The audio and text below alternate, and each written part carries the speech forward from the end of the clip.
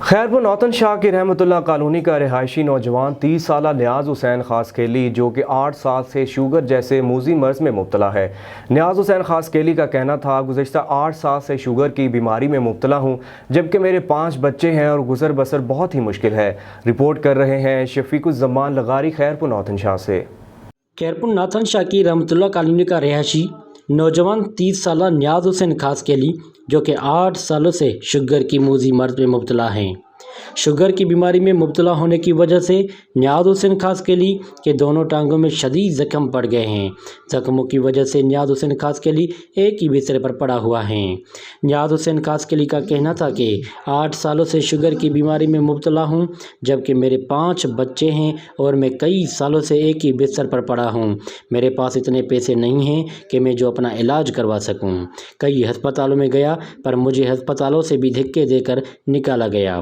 نیاز حسین نے سندھ حکومت کے اعلیٰ حکام اور اپنے حلقے کے MP اور MNA سے مدد کی اپیل کرتے ہوئے کہا کہ میں اپنا گھر نہیں چلا سکتا، میں اپنے بچوں کا گزر سفر بھی نہیں کر سکتا، میرا علاج کرایا جائے تاکہ میں اپنے بچوں کا پیٹ پال سکوں اور اپنی پیروں سے چل سکوں۔ رپورٹ شفیق الزمان لغاری، MM5 نیوز، خیرپور نوتن شاہ۔